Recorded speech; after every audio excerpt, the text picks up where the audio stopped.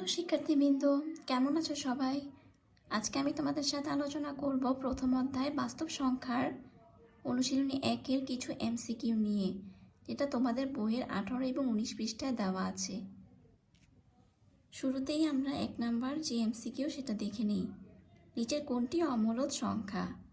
এই প্রশ্নের 4টি অপশন দেওয়া আছে। এখান থেকে আমাকে দেখতে হবে যে কোনটি অমূলদ সংখ্যা সেটা বের করতে হবে।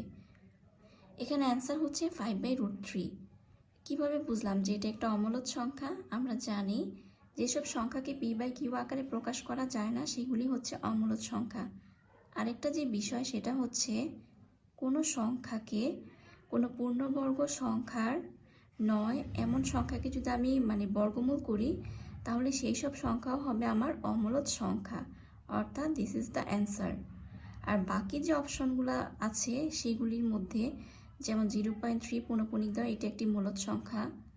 16/9 এটাকে ভাঙলে বর্গমূল, এটাকে ভাঙলে হবে 4/3, এটাও মূলদ সংখ্যা এবং কি এটাও একটি মূলদ সংখ্যা। সো এটা হচ্ছে অ্যান্সার।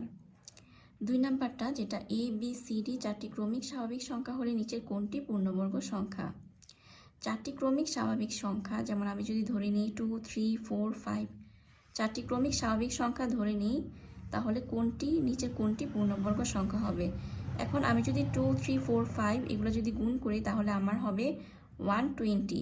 120-র সাথে যদি আমি 1 যোগ করি তাহলে সেক্ষেত্রে হবে 121, অর্থাৎ এটা একটি পূর্ণবর্গ সংখ্যা। অর্থাৎ 121কে বর্গমূল করলে আমি 11 পাবো, অর্থাৎ এটাই হচ্ছে অ্যান্সার, বাকিগুলি অ্যান্সার হবে না।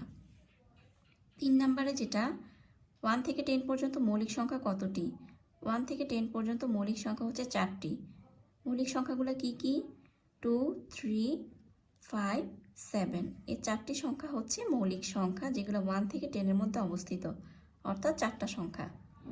পরবর্তী যে কোশ্চেন সেটা হচ্ছে কোনটি সকল পূর্ণ সংখ্যার সেট? আমরা জানি যে পূর্ণ সংখ্যার সেট হচ্ছে 0 এবং পজিটিভ নেগেটিভ সকল সংখ্যা নিয়ে পূর্ণ সংখ্যার সেট গঠিত হয়, অর্থাৎ এই অপশনটা হচ্ছে অ্যান্সার।